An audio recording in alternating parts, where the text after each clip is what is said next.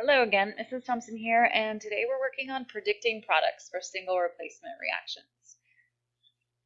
I just want to remind you of a single replacement reaction. So this is one in which a copper wire is hung in silver nitrate. Now the silver nitrate is in solution, it's aqueous, so those ions are floating around.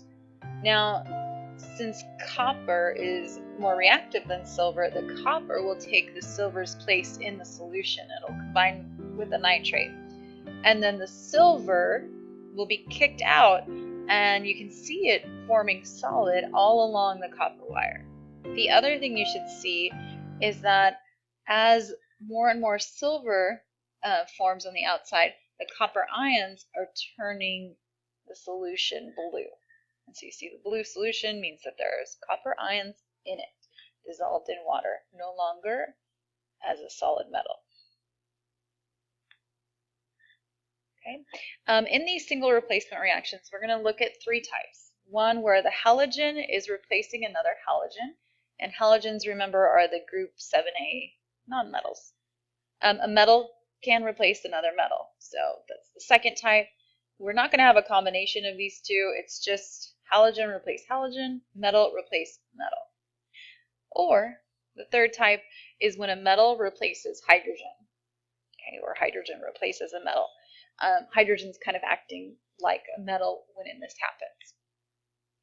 Okay, the hydrogen that it's replacing is a hydrogen that's going to be in either water or an acid. Okay, when you are looking at replacing a hydrogen where it's in water, it's much easier to think of water as HOH, hydrogen hydroxide, as a combination of H plus and OH minus ions. Okay.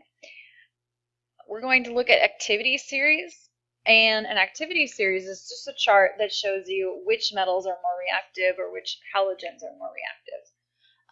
This says for a reaction to occur, the element alone, the one that's all by itself, must be more active than the element it's trying to replace in the compound.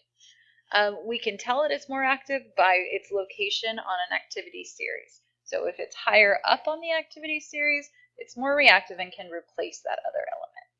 In this little cartoon here, this guy is apparently more attractive to this woman, and so he's able to replace him and put him all by himself. So in terms of dating, it's about attractiveness. In terms of metals and nonmetals, it's attractiveness, but we say they're more active. Okay, here is that activity series. This is an activity series for metals. This is a short one. There's a longer one in your textbook. The most active metals are at the top, and the least active metals are at the bottom. And you'll also see hydrogen in there.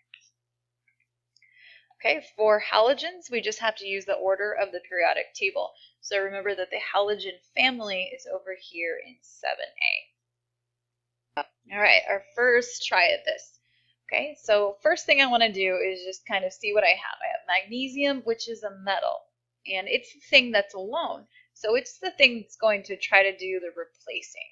And so since it is a metal, it's going to try to replace the other metal, the one that's in the compound. Okay, I'm going to draw a line between the silver and the nitrate just to show the separation between cation and anion.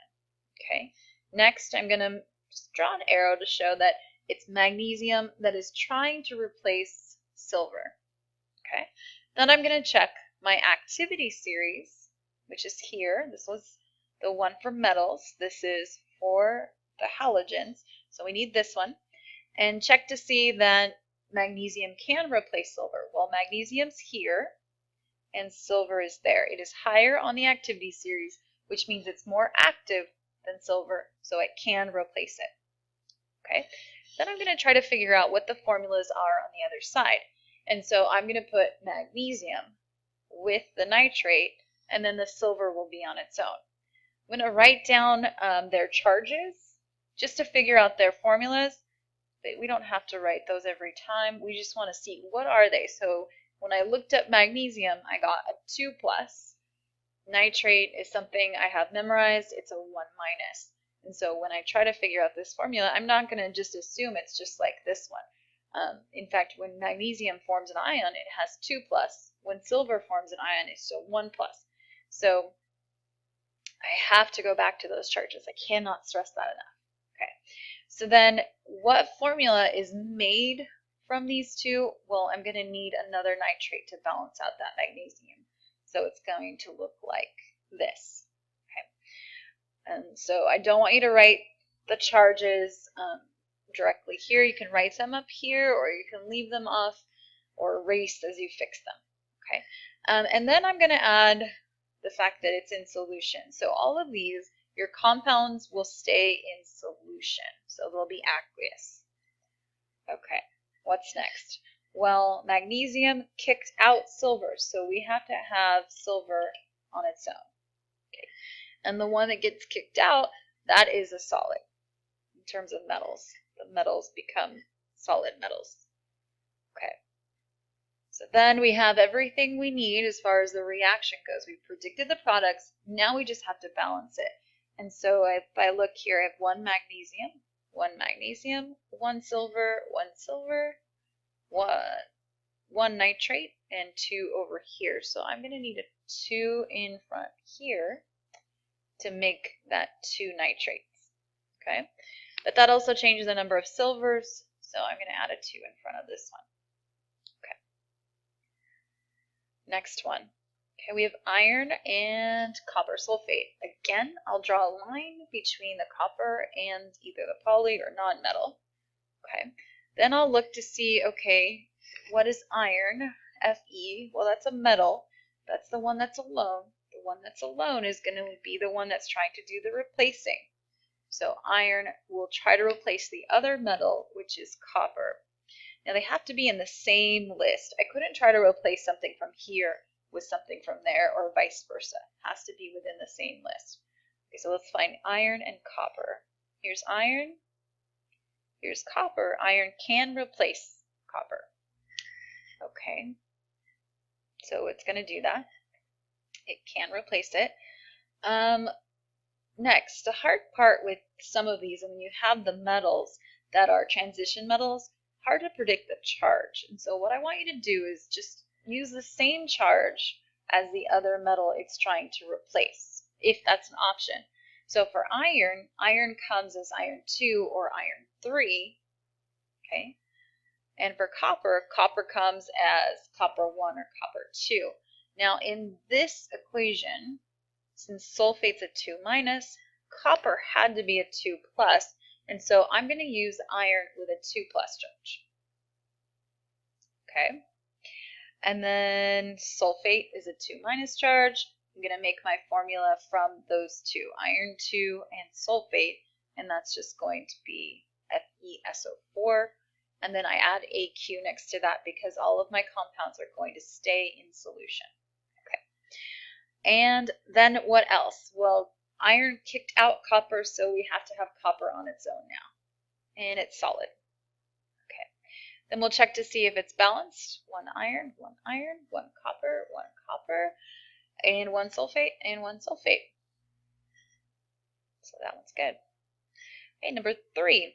Here we have, it's in a different order. Notice I didn't put the element that's by itself to begin with. It doesn't matter which way I do it. I could have done the other problem that way, but I just chose to do the next one this way.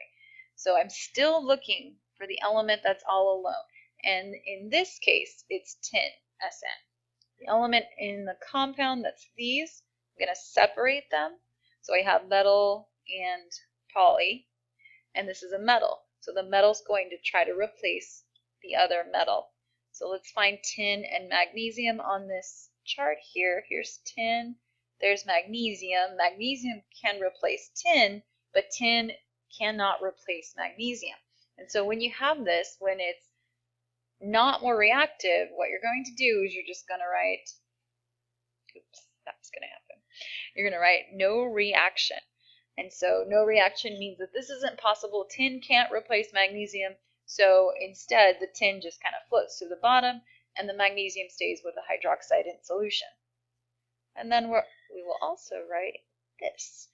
tin is lower / less active than magnesium. That is the reason why we have no reaction here. All right, next one. This one we have calcium and an acid. It's HCl, hydrochloric acid. Okay, so let's draw a line for hydrochloric. I'm going to split it from hydrogen to whatever nonmetal or poly it has there for any acid. So there's my line. Okay, the calcium being a metal and hydrogen working with metals, behaving like a metal, that's what calcium's going to try to replace. And so let's see if that is possible. So here's the activity series. You see calcium and you see hydrogen. Calcium is above hydrogen, so it's able to replace that. Okay, so then what happens? Well, calcium, we have to figure out its charge. It's in group 2A, so it's a 2+. It's going to try to combine with chlorine, which is in group 7A. It's a 1-. And so when those two come together, since I have a 2+ and a 1-, I'll need another chlorine. So that's going to look like this. And again, it's aqueous. Okay. And then what? So calcium kicks out hydrogen. So that's going to leave hydrogen by itself. But hydrogen is special. When it's by itself, it isn't just H. It's H2. And it isn't solid. It's actually a gas. Okay, and then I just have to balance it. So let's see, we have 2 hydrogens here and only 1 there, so I'm going to put a 2 over here. That also changed the number of chlorines to 2, and there are 2 here, so this is balanced. Okay, number 5, here I have sodium and water. And so when you have water, I'd like you to rewrite it. Instead of H2O, put HOH. And what this does is it helps me to see that hydrogen is combined with hydroxide. Okay, and then I'm going to draw a line to split that just so I can see that a little clearer. Hydrogen and hydroxide. I'm going to see if sodium can replace the hydrogen in water, because remember it's metals that replace hydrogen. Okay, so let's see. Sodium is way up here. It's actually a really active metal. And hydrogen's down here, so it can replace the hydrogen. So what's going to happen is the sodium is going to react with the OH. So sodium being in group 1A is a 1+. Hydroxide is OH-. So since this is 1 positive and that's 1 negative, that's going to be just NaOH and it's in solution. Okay, what's next? Well, what gets kicked out is the hydrogen. So we're going to have plus H. But remember, hydrogen just can't stay on its own. It's going to be H2. It's one of the diatomic elements, and it is a gas. Okay, next, check to see if it's balanced. Obviously, we have 2 hydrogens here, so that's going to throw that off. We have 2 hydrogens here, 1 here, and then we can count that as 1 hydroxide here and 1 hydroxide there. So to adjust for these 2 hydrogens, I'm going to put a 2 in front there. Okay. Now when I did that, I also got 2 hydroxides. So I'm going to put a 2 in front of this one to get 2 hydroxides. And I also changed the number of sodiums. Let's change that over here. So that's balanced. It's a 2, 2, 2, 1. All right, finally some nonmetals, some halogens. Okay, so it's the halogen that's all on its own here. And then we have sodium bromide. I'm just going to draw a line to split cation from anion. Since this is a halogen, it cannot replace a metal. It has to replace another halogen. So it's going to try to replace the bromine. So let's look on the list. Fluorine is up here. Bromine is here. It can do that. Okay. So when that happens, fluorine is going to react with sodium. So sodium still 1+, fluorine a 1-. If I put those 2 together, I just need 1 of each. So that's just going to look like this. AQ next to it. It's in solution still.